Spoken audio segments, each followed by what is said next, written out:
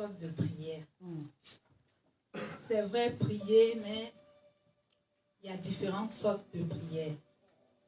Et puis, quand je préparais l'exhortation, j'ai dit, Saint-Esprit, comment est-ce que je vais aborder le sujet pour que chacun puisse se l'approprier?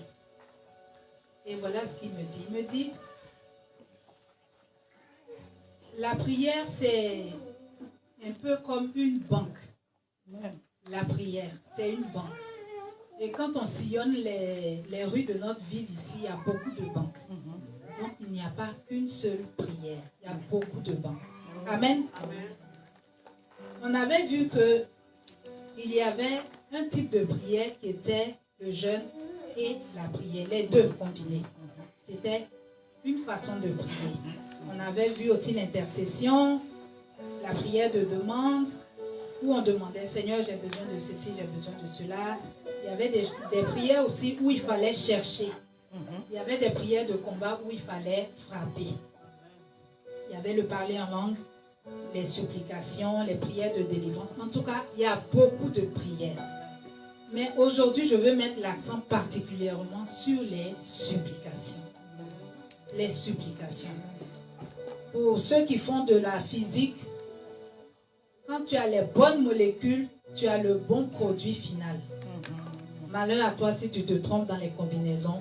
Tu vas nous faire un beau petit cocktail Molotov et puis c'est toi la première victime. Donc, il y a des formules à connaître. Il y a des choses à connaître pour aller saisir, pour aller posséder, pour aller arracher. Tout n'est pas dans la demande, Seigneur, donne, donne, donne. Il y a un moment où le Seigneur ne va plus te donner, il va vouloir que tu ailles chercher. Et souvent, on n'aime pas chercher. Il va te pousser encore plus loin, où il va vouloir que tu frappes. J'ai un aîné dans la foi qui dit, si on devait refaire le moment où Judas devait trahir le Seigneur, il y a beaucoup qui vont dire, moi je ne veux pas. Mais il fallait bien que ça arrive. Il fallait bien quelqu'un qui fasse la sale besogne.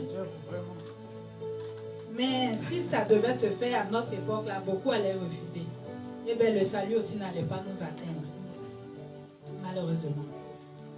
Alors, on va prendre comme texte de base Philippiens 4, verset 6. Philippiens 4, verset 6. On va respecter le temps. Si tu n'avais pas fini le message, vas-y. Philippiens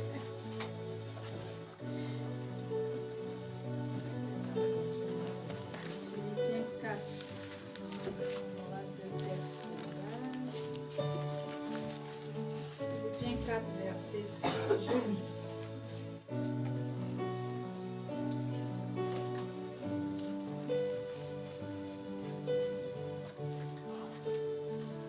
Ne vous inquiétez de rien, mais en toute chose, faites connaître vos besoins à Dieu par des prières. Ils n'ont pas dit par la prière. Par des prières et des supplications. Ça veut dire qu'il y a deux choses différentes. Des prières et des supplications avec des actions de grâce. Et un deuxième passage, 2 Timothée 2, verset 1.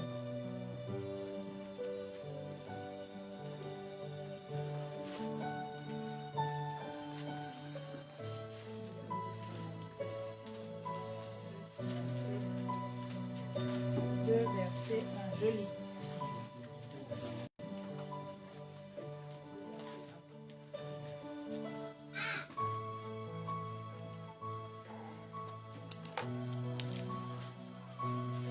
C'est pas 2 Timothée, c'est 2 Thessaloniciens. 2 Thessaloniciens.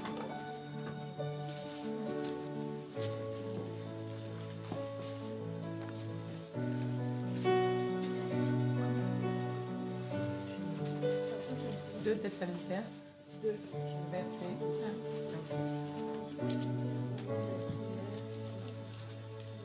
1. Pour ce qui concerne l'avènement de notre Seigneur Jésus-Christ et notre réunion avec lui, nous vous prions, frères, de ne pas vous laisser facilement ébranler dans votre bon sens et de ne pas vous laisser troubler, soit par quelque inspiration, soit par quelques paroles ou par quelque lèvre qu'on dirait venir de nous, comme si le jour du Seigneur était déjà là. Amen. Amen. Ce n'était pas le verset. Désolé, pasteur. Quand on fait les premiers. C'est 2 Timothée. 2 Timothée 2, verset 1. C'est plutôt 1 Timothée 2. 1 Timothée 2. On va y arriver. Saint-Esprit, merci. 1 Timothée 2, le verset 1. 1 Timothée 2, verset 1. Je lis. Allez, vas-y. J'exhorte donc avant toute chose, c'est pas après, c'est pas pendant, avant toute chose, à faire des prières, des supplications, des requêtes, des actions de grâce pour tous les hommes. Amen. Amen. Avant toute chose. Dans notre génération, quand on veut prier avant toute chose, on nous traite de très très spirituels. Ça fait qu'il y en a même qui se gênent pour prier. Alors que c'est un ordre. Avant toute chose, de faire toutes sortes de prières. Alors, qu'est-ce que c'est que la supplication? Comme je disais le jeudi, ce n'est pas le fait de venir se prosterner et puis de pleurer, de rappeler au Seigneur tout ce qui est raté dans ta vie, ou tout ce que tu as échoué, ou tous les râteaux que tu t'es pris. Ce n'est pas ça, la supplication. Ça, ce sont les lamentations. Et ça ne porte pas de fruit. Le Seigneur n'aime pas les murmures, il n'aime pas les lamentations, il n'aime pas. Dieu c'est un homme de loi. Quand tu sais tirer le bon texte de loi, aucune autorité ne va te refuser ton droit. Aucune. Même ici, pour ceux qui font les démarches administratives, des fois quand tu vas, on te dit non. Mais quand tu prends le temps d'aller fouiller, vraiment quand tu prends les livres de droit là, ils sont volumineux, il y en a plusieurs. Mais quand tu es entêté, obstiné à trouver la chose, tu sors le texte de loi. Aucune autorité ne va te dire non. Ils vont tout te dire, mais dès que tu sors le texte de loi, tout le monde se range. C'est pareil pour le monde spirituel. Quand on touche la bonne formule, on a le résultat. Ce n'est pas seulement la prière c'est bien, le jeûne c'est bien, encore plus. Mais il faut pouvoir trouver la bonne combinaison. Amen. Toucher le bon mot. Avec ça, ça fait fondre le cœur de Dieu. Amen. Amen. Pour pouvoir faire une bonne supplication, il y a un trait de caractère à avoir. L'humilité. Parce que c'est une demande. La supplication est une demande. Donc celui qui demande déjà, c'est qu'il lui manque quelque chose. Donc tu t'humilies. Quelqu'un qui n'est pas humble ne peut pas supplier. Ne peut pas supplier. Donc il faut qu'on ait en nous ce trait de caractère-là. Il est nécessaire de connaître aussi la parole de Dieu. Amen. Parce qu'on veut posséder des choses spirituelles. Ce n'est pas des choses physiques qu'on veut. Ça là, tout ça, ça va rester ici. On veut les choses éternelles et spirituelles. Donc il faut qu'on connaisse aussi la parole de Dieu. Amen. Il faut qu'on connaisse ses promesses. Et on s'appuie sur ces bases-là pour demander des choses dans la présence de Dieu. Tu veux expérimenter la guérison? Prends ta Bible. Cherche tous les versets qui parlent de guérison. Et puis dévore-les. S'il faut, quand on était en terminale, moi j'avais des fiches. Je pense que ça existe encore, les fiches Bristol, un peu cartonnées. On faisait des résumés de cours dessus. Moi j'avais une bonne mémoire visuelle. Mais fais-moi réciter un cours alors là. Mais il suffisait que je ferme les yeux. Je repartais, je retrouvais la fiche, je lisais ce qui était sur la fiche. Du coup, je recopiais mes cours. J'avais plusieurs feuilles comme ça. Moi, c'est comme ça que je fonctionne. Et même, je fais ça pour la parole de Dieu. Amen. Tu veux expérimenter la prospérité financière? Prends la Bible. Cherche tous les versets qui parlent de prospérité. Et puis, mange-les. Dévore-les. Comme Jean est allé dans l'Apocalypse, ils lui ont donné un livre qu'il a mangé. Il a mangé le livre. Donc, mange la parole de Dieu. N'attends pas seulement qu'on dise il y a réunion et puis tu viens et puis souvent tu ne notes pas. C'est ça même, dis encore, dis encore. On se dit je vais retenir, mais on oublie. Dès qu'on s'est levé là, on a oublié. Alors que quand on note, si vous fouillez ma Bible, j'ai plein de petites feuilles dedans. Des fois, je ne sais plus, mais c'est un verset et puis je relis. Ne faisons pas confiance à notre mémoire. Ne nous fions pas à notre mémoire. Surtout pour la parole de Dieu. La parabole du semeur, ce n'est pas pour nous distraire qu'elle est dans la Bible. C'est une réalité.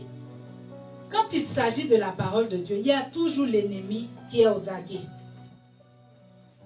C'est dans la présence des anges et de Dieu que le Satan s'est présenté. Vraiment. Et Dieu a fait l'éloge de Job. Donc quand on se réunit là, le diable aussi est là. C'est une réalité. L'esprit malin est aussi là. Donc il sonde.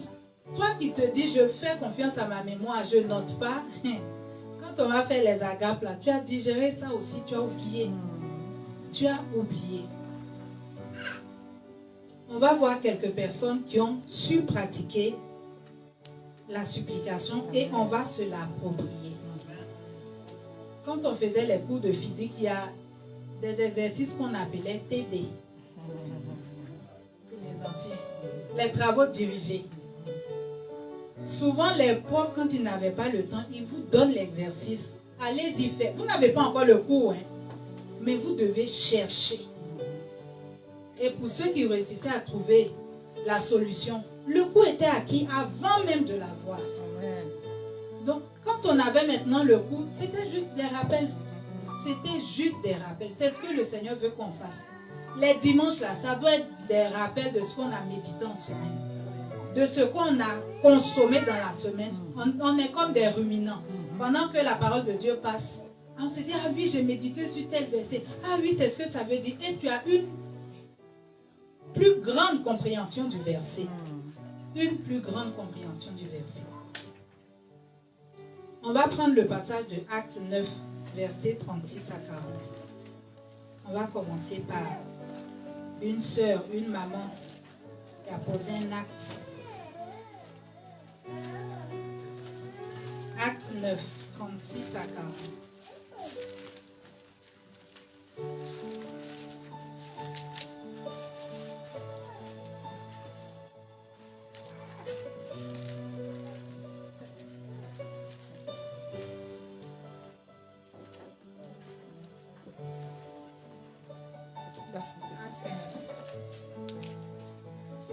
On va y aller. Je suis encore de la vieille école. Acte 9, 36. Je lis. Il y avait à Joppé parmi les disciples une femme nommée Tabitha, ce qui signifie Dorcas. Elle faisait beaucoup de bonnes œuvres et d'aumônes. Elle tomba malade en ce temps-là et mourut. Ceux qui disent que quand on sait le Seigneur ne meurt pas, là. Voilà un exemple qui est là. Il n'y a pas que les mauvais et les méchants qui meurent. Même les bons, les très très bons meurent. Amen. Amen. Elle tomba malade en ce temps-là et mourut. Après l'avoir lavée, on la déposa dans une chambre haute. Comme Lydde est près de Joppé, les disciples ayant appris que Pierre s'y trouvait, envoyèrent 2 hommes vers lui pour le prier de venir chez eux sans tarder.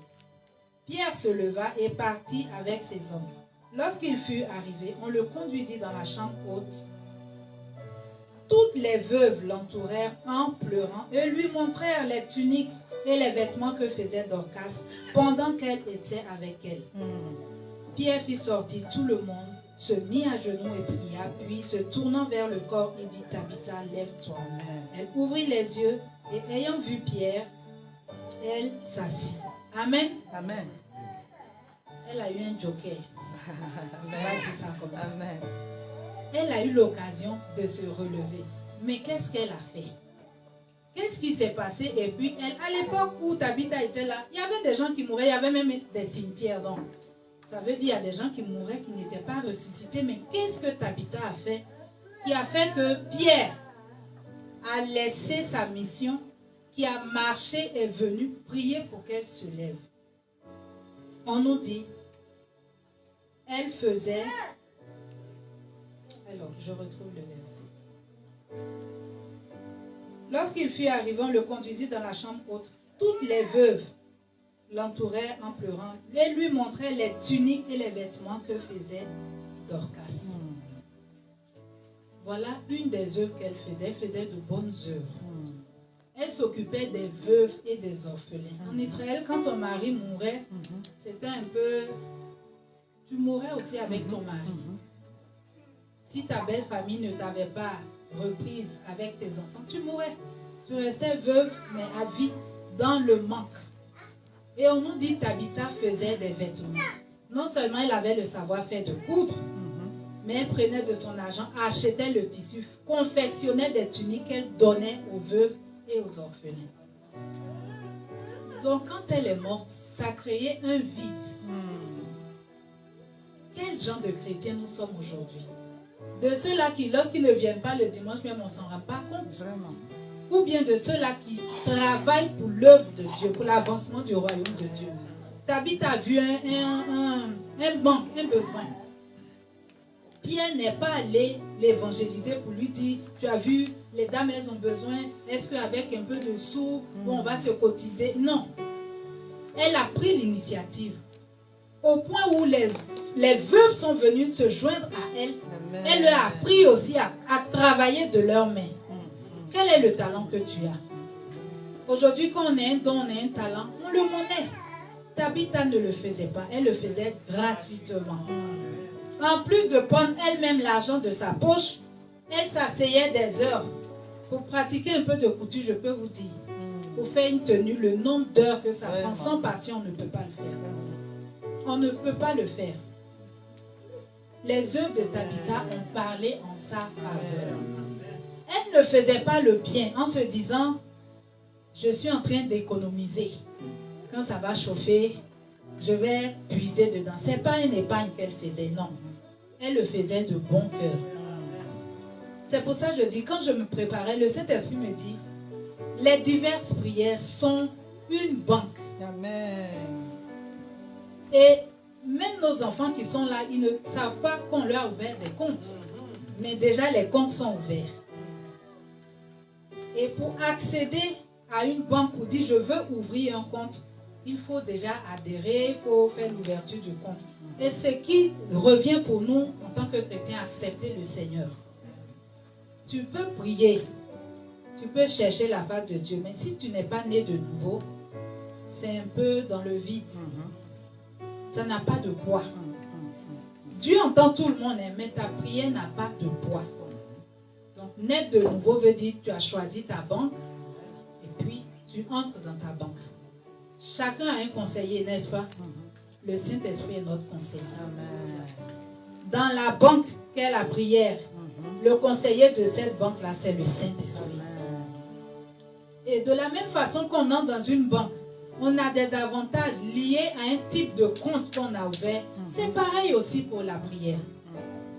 J'ai pris le soin de citer quelques prières. On en a beaucoup. Les demandes, les requêtes, les intercessions. Et bien, chaque compte a un avantage. Quand bien même tu es dans une banque, que tu veux prendre un crédit, on te demande encore des documents pour constituer un dossier. C'est pareil. C'est pareil. Tu veux utiliser la supplication, on te dit, bon, on voit les dossiers pour la supplication. Mais tu ne sais pas comment ça fonctionne. Tu vas devant le banquier, tu pleures. Il te donne même les mouchoirs, essuie tes larmes.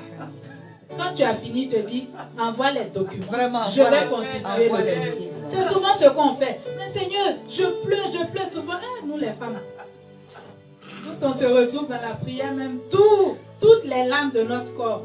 Quand tu as fini, le Saint-Esprit avait été dit, bon, tu as fini maintenant. Quelle est ta requête? Quelle est ta demande? Quelle est ta supplication? Parlons maintenant. Tabitha, pendant qu'elle faisait ça, était en train de faire des économies. Tabitha n'était pas là pour dire, Seigneur, souviens-toi, j'ai fait toutes ces œuvres-là. C'est à cause de l'amour pour toi. Mais les autres ont parlé pour Tabitha. C'est ça une des bases de la supplication. On a des faits palpables, Amen. Tangibles. Ce n'est pas des vues de l'esprit. Tabitha s'occupait des veuves. Elle s'occupait des orphelins. Amen. Amen. Est-ce que c'est nous notre cas aujourd'hui? Souvent même, on ne sait même pas s'il y a des orphelins au milieu de nous, s'il y a des veuves. Parce que dimanche, tout le monde est beau. Mais Tabitha a vu un manque. Elle n'est même pas allée chercher 2-3 soeurs pour dire cotisons. Non, elle a commencé l'œuvre. Elle a commencé seule. Ses œuvres ont parlé pour elle. On va voir une deuxième personne. 2 Rois 20. 2 Rois 20. Versets 1 à 6. Je vois l'heure qui tourne. 2 Rois 20. Merci Saint-Esprit. Je lis 1 à 6. En ce temps-là, Ézéchias fut malade à la mort. Le prophète Ésaïe, fils d'Amos, vint auprès de lui et lui dit: Ainsi parle l'Éternel. Donne tes ordres à la maison, car tu vas mourir et tu ne vivras plus. Ézéchias tourna son visage contre le mur et fit cette prière à l'Éternel. Ô Éternel, souviens-toi que j'ai marché devant ta face avec fidélité et intégrité de cœur, et que j'ai fait ce qui est bien à tes yeux. Et Ézéchias répondit d'abondantes larmes. Ésaïe qui était sorti n'était pas encore dans la cour du milieu lorsque la parole de l'Éternel lui fut adressée en ces termes: Retourne et dis à Ézéchias, chef de mon peuple, ainsi parle l'Éternel, le Dieu de David ton père. J'ai entendu ta prière et j'ai vu tes larmes. Voici, je te guérirai. Le 3e jour, tu monteras à la maison de l'Éternel. J'ajouterai à tes jours 15 années. Je te délivrerai, toi et cette ville, de la main du roi d'Assyrie. Je protégerai cette ville à cause de moi et à cause de David, mon serviteur. Amen. Amen. L'histoire est belle, hein? Amen. Elle est belle. Wow. Qu'il y ait des Ézéchias au milieu de nous. Au nom de Jésus. Et des Ésaïe aussi. Le prophétique n'a que faire de nos émotions. Vraiment. Moi, même annoncer le deuil de quelqu'un, je ne veux pas. Je ne veux même pas que ma bouche porte une mauvaise nouvelle. Je veille à ça. Mais on nous dit Ésaïe allait voir Ézéchias, couché sur le lit. Il faut le réconforter. Il lui a dit: prépare tes affaires, mets tout en ordre, parce que tu vas mourir, tu ne vas pas te lever de cette maladie. Ézéchias n'a pas dit: mais qu'est-ce que tu me racontes? Moi je prie pour guérir, tu viens m'annoncer cette nouvelle. On nous dit Ézéchias a tourné sa face contre le mur. Contre le mur. Il s'est retrouvé seul à seul avec Dieu. C'est-à-dire, il a entendu ce que le prophète lui a dit. Il ne s'est même pas attardé. Aussitôt entendu, aussitôt prière. Nous, on va chercher d'abord à ruminer. Mais est-ce qu'il ne s'est pas trompé? Est-ce que c'est bien moi? Parce que là, je suis encore vigoureux, même si, bon, c'est vrai, je me sens un peu fatigué. Non. Il s'est tourné et il a prié. Il n'a pas pris son téléphone pour mettre statut sur Facebook, WhatsApp. Il a prié. Il n'a pas cherché à appeler même le pasteur. Ah, pasteur, vraiment, je viens d'avoir une mauvaise nouvelle là. Au nom de Jésus, je brise, je taille. Il a sorti le bon texte de loi. Amen. Il a sorti le bon texte de loi. On voit qu'il s'est appuyé sur la parole de Dieu. Proverbe 10, 27 nous dit quoi? Ézéchias connaît la parole. Il s'est appuyé dessus pour parler et demander quelque chose. Proverbe 10, 27 nous dit: la crainte de l'Éternel augmente les jours, mais les années des méchants sont abrégées. Qu'est-ce que Ézéchias nous disait ici? Souviens-toi que j'ai marché devant ta face avec fidélité et intégrité. Amen. Avec fidélité et intégrité. Il y en a quand on leur dit: sonde ta vie, règle ce qui ne va pas. Ils pensent que c'est pour faire plaisir au pasteur. C'est pour avoir plus de membres dans son assemblée. Le pasteur même cherche aussi son salut. Le pasteur lutte aussi pour conserver son salut et arriver au ciel. Ézéchias a revendiqué sa justice devant Dieu. Seigneur, souviens-toi que j'ai marché avec fidélité et intégrité. C'était pour lui-même, sa propre chair. Mais au moment, ce moment-là, il en a eu besoin. pour solliciter une grâce particulière auprès de Dieu. 15 années. La prière là n'a même pas fait 2 minutes. 15 années, 15. On nous dit, le prophète était encore dans sa cour. D'aucuns diront que peut-être les serviteurs qui étaient autour, puisque c'était un roi, on dit, ça c'est pas un vrai prophète. Tu as dit quelque chose et puis tu reviens à l'instant là, tu changes. C'est Dieu qui décide. C'est Dieu qui décide. Dieu peut décréter quelque chose, mais à cause de la résolution et de la disposition de ton cœur, il va changer. On l'a vu pour Ninive. On l'a vu pour la ville de Ninive. C'était résolu, le décret était signé. Ninive devait être détruite. Mais à cause de la repentance vraie, même les animaux ont jeûné. Le roi a jeûné. Tous ces notables, toute la ville a jeûné. Le Seigneur s'est repenti du mal, du décret qui avait été signé. Une loi ne peut pas être révoquée. Vraiment. On ne peut qu'envoyer une autre loi pour dire, bon, l'autre là, ça va changer. On ne peut pas annuler une loi. Le Seigneur l'a fait pour Ézéchias. Amen. Amen. Il a prié. Il a demandé au Seigneur, Seigneur, souviens-toi. Il s'est appuyé sur la parole. Mais si tu ne connais pas la parole, tu t'appuies sur quoi pour prier? Dieu est amour, Dieu est compatissant. Mais Dieu aussi est juste. Vraiment. Qu'est-ce que tu vas utiliser? Qu'est-ce que tu vas présenter devant le Seigneur? Tu tombes, tu te relèves, tu tombes, tu te relèves. Là, tu n'es plus tombé, tu es couché dans le péché. Amen. Chacun est juste pour son âme, pour le salut de son âme. Remarquons par contre quelque chose que le Seigneur a dit ici à Ézéchiel. Ainsi parle l'Éternel, le Dieu de David, ton père. En tant que parents, j'attire notre attention.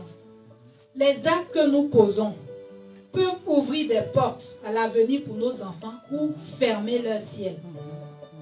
On cite David ici. David n'était plus. Mais à cause de ce que David a fait dans le passé, le Seigneur fouille. Il regarde dans ta destinée, dans ta génération. Qu'est-ce qui a été fait de bien? Il dit, ah lui, c'est un descendant de David. À cause de David, ton père. Le Seigneur n'a même pas mentionné l'intégrité et la justice d'Ézéchias. Il dit à cause de David, ton père. Ne pensons pas que nous vivons que pour nous-mêmes. On vit aussi pour nos enfants. Permettons-leur d'avancer, d'aller loin dans la marche avec le Seigneur. Par rapport à nous-mêmes, notre façon de marcher. Par rapport à nous-mêmes, notre façon de parler des choses de Dieu. Par rapport à nous-mêmes, notre façon de travailler dans les choses de Dieu. Parce que nous sommes en train de s'aimer. Nous sommes en train de s'aimer. Et ce jour-là, ce que David a sémé a germé pour Ézéchias. 15 ans. 15 ans. C'est pas 2, c'est pas 3. 15 années en plus. Dans nous, notre génération, si quelqu'un a 90 ans, waouh, je trouve qu'il a duré. Les gens d'avant vivaient plus que ça. Plus que ça. Amen. Amen. On va voir une troisième personne.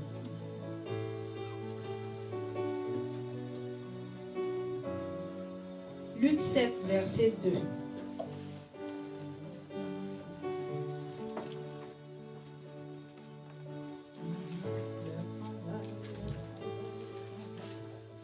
Luc 7.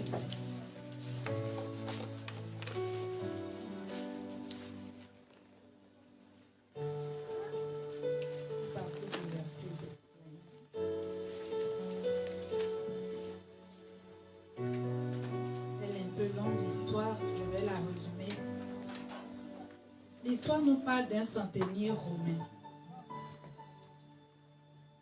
Quand cette histoire-là se réalise, le Seigneur est encore vivant. Or, à l'époque, le Seigneur était venu pour les brebis égarées de la maison d'Israël. Donc, si tu n'es pas juif, tu ne peux pas bénéficier d'une grâce.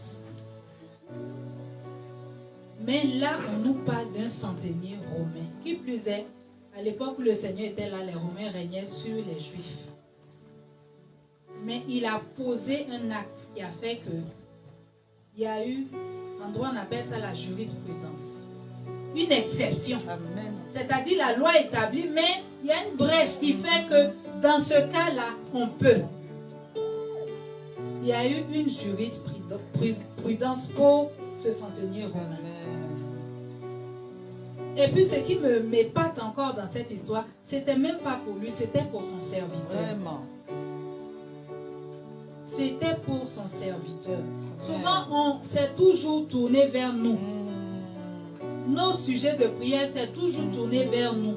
Ce Romain-là, c'était pour son serviteur. Je suis là, je me dis peut-être que c'était un juif, son serviteur. Non, si je viens de penser Je à ne ça. sais pas. Mais pour que ton patron, parmi tant de serviteurs, toi tu es malade, il se déplace, il va voir les chefs de la synagogue.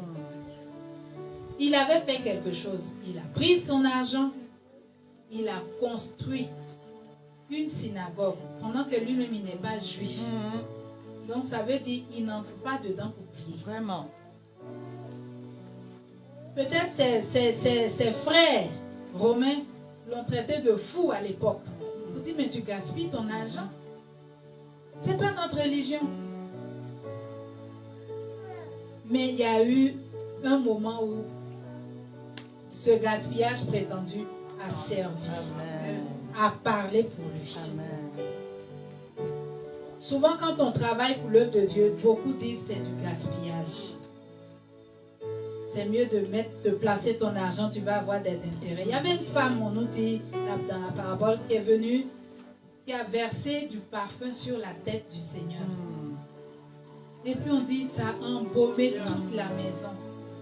Les disciples se sont indignés, mais tu as gaspillé. C'est du gaspillage. Ça, si on vendait, on allait pouvoir faire quelque chose pour les pauvres. Et oui, bien des fois, investir dans l'œuvre de Dieu semble être du gaspillage. Mais non, non. Tu es en train de dresser, d'élever des monuments qui vont parler pour toi. Amen. Qui vont parler pour toi. Alléluia. Ce Romain ne s'est pas trouvé digne même d'aller lui-même vers le Seigneur. Il est allé vers les chefs de la synagogue. C'est eux qui sont allés parler en sa faveur. Est-ce qu'on peut donner l'occasion aux gens de témoigner de nous? Est-ce que par nos actes, on peut permettre aux anges en face des démons de dire, ah, cette servante, ah, ce frère, ah, cette soeur, ah, cette famille, on va veiller, on ne va pas laisser l'ennemi vous atteindre. Est-ce qu'on peut? On ne veut pas ériger de monuments. Un monument, dans la ville de combien ici il y en a? Il y a le monument aux morts. C'est-à-dire, tu te rappelles, quand tu vois le monument, tu te rappelles de quelque chose. Pour payer nos dîmes même, c'est compliqué. Apporter dans la maison de Dieu, c'est compliqué. Ah, mais le pasteur, vous pensez... Ce n'est pas pour le pasteur. Ce n'est pas pour le pasteur. L'œuvre de Dieu, là, ce n'est la preuve. On n'a pas dit l'œuvre du pasteur, c'est l'œuvre de Dieu. On investit pour Dieu. Amen. Le Seigneur nous a donné la parabole de cette veuve qui avait peut-être des centimes, la monnaie de l'époque, des centimes. Le Seigneur a observé comment les gens venaient mettre dans le panier. Elle a mis ses centimes. Il a estimé qu'elle avait mis beaucoup plus. Dieu ne regarde pas quand tu viens, tu mets ton enveloppe, la manière, comment l'enveloppe est lourde. Hein? Le Seigneur regarde ton cœur. Est-ce que tu apportes parce que tu as dit, moi j'ai entendu, on dit de s'aimer, on va recevoir. Donc, je fais du business avec le Seigneur. Seigneur, tu as vu, j'ai mis 1000, hein, donc il faut multiplier, je veux 3000. Dieu sonde le cœur. Alléluia. Il sonde le cœur. Alléluia. Et je prie que quand on va s'approcher des paniers, ce soit parce qu'on est fou amoureux de Jésus. Alléluia. Qu'on veut que rien ne manque dans sa maison. Que ce ne soit pas pour dire, hey, maman José a envoyé 1 million, moi aussi j'envoie 2 millions. Ce n'est pas compétition. Alléluia. Ce n'est pas une compétition. Amen. Chacun donne comme il a résolu dans son cœur. Amen. Amen. Amen, amen, amen. Il n'y a pas une épée de Damoclès sur nos têtes pour donner. Nos enfants, quand ils sont avec nous, ne cherchent pas à dire au premier du mois, maman, est-ce que tu as fait les provisions pour tout le mois? En tant que parents, on le fait. En tant que parents, on le fait. Quand ils sont plus petits, on voit qu'il a grandi, donc les vêtements commencent à être courts. On va en acheter de nouveau. C'est vrai. Mais c'est pareil aussi que Dieu fait avec nous. Amen. Les vêtements qu'on a, c'est Dieu même qui nous donne l'argent pour les acheter. C'est pas que notre force qui nous donne la capacité de travailler. C'est pas que notre force. Il y en a qui aimeraient travailler mais qui sont malades. Ils ont la volonté mais ils sont incapables, ils sont handicapés. Donc c'est une grâce. Si on devait payer tous les matins, tous les débuts de semaine, on se met en rang. Seigneur, moi je veux 2 kilos de grâce. Tu as combien? Tu as combien pour payer ces 2 kilos de grâce? Il y a des gens qui font des mois, même un Doliprane, ils ne prennent pas. C'est une grâce. Il y en a qui, dès que la tête touche l'oreiller là, ils s'endorment sans somnifère. C'est une grâce. C'est une grâce. Pour avoir passé quelques jours immobilisé dans mon lit en tant que malade, je sais ce que c'est de pouvoir se lever, mettre les pieds à terre. Et puis même aller faire ses besoins naturellement aux toilettes. Je soupirais, je disais, Seigneur, fais-moi sortir de ce lit. Fais-moi sortir de ce lit. J'étais immobilisée pendant des jours. Je mangeais là. Je ne prenais pas de douche. On venait juste me nettoyer. Quand je suis sortie de là, je dis, Seigneur, tout est grâce. Amen. Tout est grâce. Ce Romain-là, il a érigé un monument qui a parlé en sa faveur. Et il est allé encore plus loin. Il comprenait les choses spirituelles. Il a dit, Seigneur, ce n'est même pas la peine que tu te déplaces. Si tu dis un mot, Alléluia. mon serviteur qui est là-bas va être guéri. Quelle foi! Quelle foi! Nous, si le pasteur n'a pas touché notre tête, ne nous a pas imposé les mains, c'est qu'on n'est pas béni. Le Seigneur veut qu'on manifeste de la foi. Qu'on lui manifeste de la foi. Le centenier a érigé quelque chose qui a parlé en sa faveur. Si aujourd'hui les anges viennent, je veux croire qu'ils vont trouver dans chacune de nos vies des monuments qui parlent en notre faveur. Qu'on ne soit pas de ceux-là qui viennent dans la présence de Dieu, qui mangent la parole, qui digèrent et qui vont dans le lieu secret avec. Qui n'investissent pas plus que ça pour le royaume de Dieu. C'est comme le figuier, on dit, on va le couper. Le Seigneur dit, mais je viens chaque année, je veux récolter. Il n'y a rien. Il n'y a que des feuilles. Coupez-le, il utilise inutilement la place. Ils ont dit, non Seigneur. On va lui mettre du fumier. On va l'entretenir. Laisse encore une année. Le fumier, c'est quoi en bon français? C'est la merde. C'est ça. C'est la merde. Si avec le confort que tu as, tu ne veux pas porter de fruits, le Seigneur va te traîner dans la boue. Il va emmener des situations humiliantes dans ta vie telles que toi-même là. Tu es l'orgueil, non? C'est l'orgueil. Manque de pardon. Il va te rabaisser à un niveau où toi-même tu te dis waouh, vraiment. Je ne savais pas que je pouvais compter des centimes aujourd'hui. Qui va me donner 1 centime, 2 centimes? Quand on est dans l'abondance, on pense qu'on peut tout faire. Mais chaque année, nous dans notre monde habituel, il y a des saisons pour les fruits. Dans le royaume de Dieu, c'est chaque jour que le Seigneur vient récolter des fruits. Chaque jour. Chaque jour. Amen. Il s'approche de l'arbre que nous sommes. Il regarde. Aujourd'hui, là, il y a un peu de patience que je vais cueillir. Il y a du pardon. Ah, la rancune, c'est fini. Ah, c'est bien. Le Seigneur vient récolter. Mais s'il vient qu'il n'y a que des feuilles, il n'y a que des feuilles. Le fumier arrive, hein? Le fumier arrive. Ah oui, oui. En bon français, c'est la merde. Et on n'aime pas marcher dans la merde avec nos chaussures. Donc imagine, on va mettre la merde sur toi, oh Seigneur. Mais si tu ne portes pas de fruits, ça va t'obliger à porter du fruit. Et si malgré le fumier, tu ne veux pas porter de fruits, on va te couper. Tu aurais pris le risque de porter le nom de chrétien en vain. En vain. En vain. On voit dans ces trois exemples-là des choses que ces personnes-là ont pratiquées, qui leur ont valu une grâce particulière. On a vu qu'ils ont parlé des aumônes. Des aumônes et des bonnes œuvres. L'aumône, c'est quelqu'un qui demande l'aumône a un manque dans sa vie. Il y a quelque chose qu'il n'a pas. Nous, dans notre génération, on ne fait pas d'aumône. On n'en fait plus, en tout cas très peu, le pratique. Et pourtant, on veut vivre les mêmes choses que les apôtres dans l'ancien temps, mais ils pratiquaient beaucoup d'aumônes. Il y avait beaucoup d'indigents parmi eux. Quelqu'un qui demande l'aumône peut être bien habillé. Il peut être bien habillé, payer ses factures, mais il n'a pas la paix. Il n'a pas la paix. Toi, tu as cette paix-là, tu peux la partager.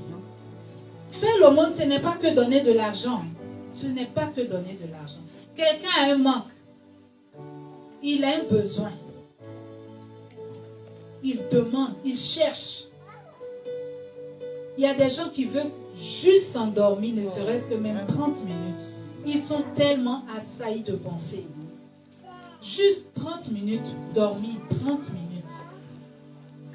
Mais toi, tu dors des heures. Vraiment. Est-ce qu'on se lève dans la prière pour ces personnes-là? Est-ce qu'on voit même qu'il y a un besoin qu'on veut combler quelque part? Je prie que ce soit le désir de notre cœur. Que ce soit le désir de notre cœur. On a cité beaucoup de comptes. Requêtes, supplications, dont on est en train d'exhorter dessus. Il y a les demandes. Dans la banque où tu es, tu n'es pas appelé à avoir qu'un seul compte. Le compte épargne, le compte courant. Où tu investis? Tu investis où? Tu élèves tes monuments où? Tu élèves tes monuments où? Dans l'église de nos jours, quand on parle de l'argent, on dit encore.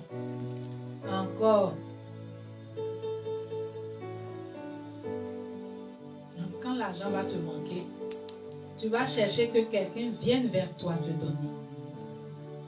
J'aimerais qu'on lise un verset dans Luc 6, 38. Verset 38.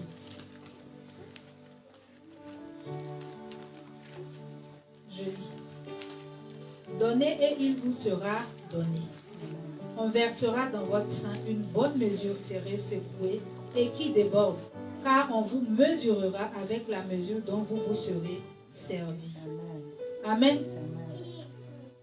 C'est ce que la parole écrit. C'est pas moi. On dit le verre, la bassine, le bol que tu utilises pour soutenir une personne qui est dans le besoin, pour venir en aide à une personne qui a un manque, c'est le même bol que Dieu va se servir pour te mettre aussi des grâces, pour te mettre aussi des bénédictions. C'est le même bol.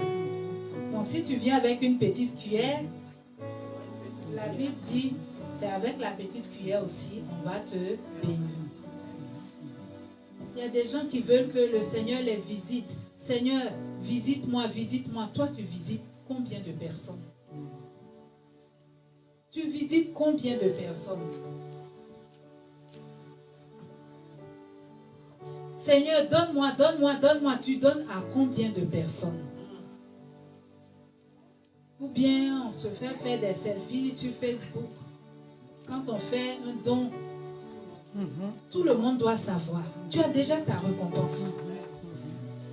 On dit ce que ta main droite fait, ta main gauche ne doit pas le savoir. Mais où sont passés ces chrétiens?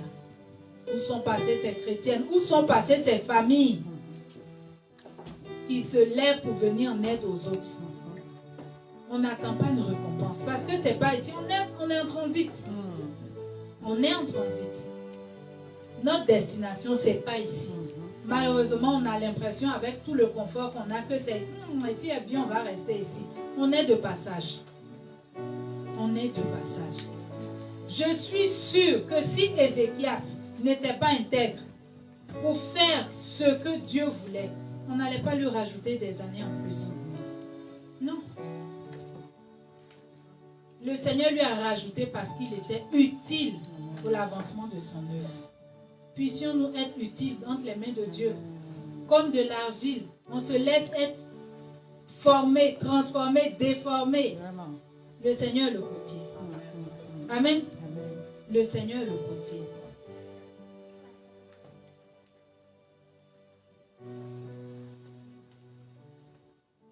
On cherche souvent à épater les hommes. On veut faire que les hommes nous rendent des témoignages, des éloges. Mais commençons par redonner la joie à un frère, à une sœur. Redonnons de l'espérance encore à des personnes qui sont découragées autour de nous. Il y en a tellement, ils ont connu le chaos dans leur famille en tant qu'enfants. Ils se disent, une famille, ça n'a pas de valeur. Ils ont l'image de la famille qui est déformée. Il y en a qui n'ont pas connu l'amour d'un père. Quand on parle de Dieu un père, ça n'a pas de sens. Il y en a qui n'ont pas connu l'amour d'une mère. Mais ces personnes-là, si nous les côtoyons, que devons-nous faire? Ce n'est pas pour agrandir le nombre de followers ou de personnes, d'amis qui sont dans notre entourage. C'est pour faire quelque chose.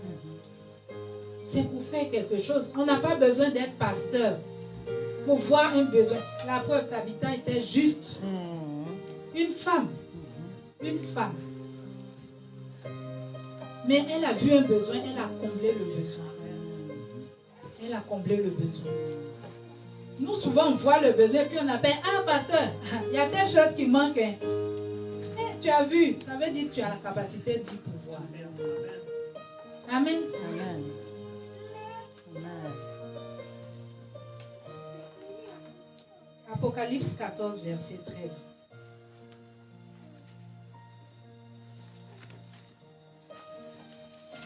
Apocalypse 14, verset 13. Oh, merci Seigneur Jésus.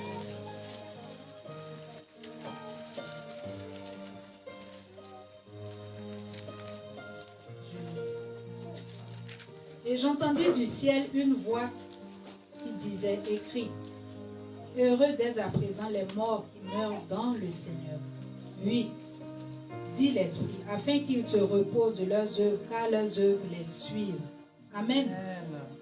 Tout ce qu'on fait pour le Seigneur, là, quand on dit une œuvre te suit, ça veut dire qu'elle a des pieds, elle marche. Ceux qui ont travaillé pour le Seigneur, qui sont morts, on nous dit qu'ils se reposent. Mais pas que eux. Tout ce qu'ils ont posé comme acte les suit. Ça les suit. Et puis ils se reposent.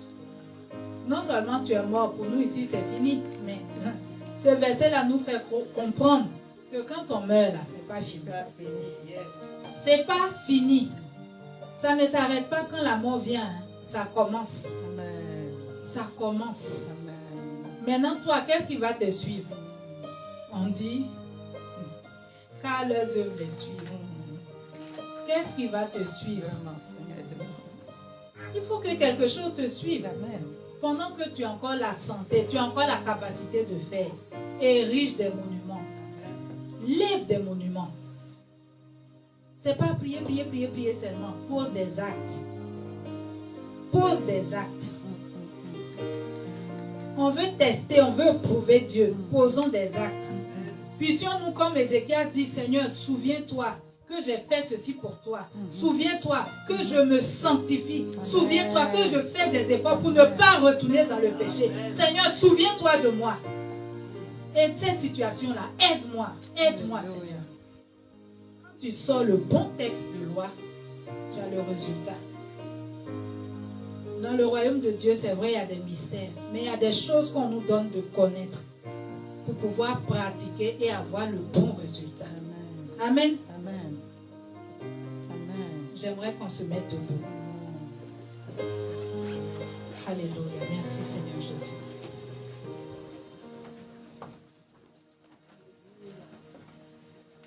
Merci. Que ce qu'on a partagé ce matin ne reste pas, ni ne tombe pas en terre, mais que cela porte du fruit en chacun de nous. Puissions-nous nous rappeler que dans la banque où nous sommes entrés, nous avons droit à plusieurs comptes. Ne nous contentons pas que du compte courant. Nous devons avoir des comptes d'épargne. Nous devons en avoir plusieurs. Plusieurs. Et quand on creuse encore dans la parole de Dieu, ce n'est pas des choses qui sont irréalisables. Nous pouvons les faire. Il n'y a pas d'âge pour le faire. Les jeunes ne disent pas que nous, quand on sera parents, on va le faire. Jeune, on peut le faire. Samuel était jeune, il dormait dans le temple. Il dormait dans le temple. Qu'on puisse élever la voix pour demander au Seigneur de chercher dans sa présence des sujets qui sortent de lui son cœur, qui lui font plaisir. Que ce ne soit pas des sujets qui ne concernent que nous. Que nous. Notre Dieu est saint. Ézéchias a revendiqué la sainteté de Dieu. Seigneur, j'ai été intègre devant ta face. Le Seigneur a dit de prendre soin des veuves et des orphelins. Tabitha a pris soin des veuves et des orphelins. Le centenier, il a intercédé pour quelqu'un d'autre. Les actions qu'il a posées ont parlé pour cette intercession particulière. Que chacun regarde au-dedans de lui. Là où il n'y a pas suffisamment de monuments, qu'il demande au Seigneur, Seigneur, aide-moi. Je veux ériger des monuments pour te faire plaisir, pas pour les hommes, mais pour toi, Seigneur Jésus. Prions. Oh Père éternel, merci.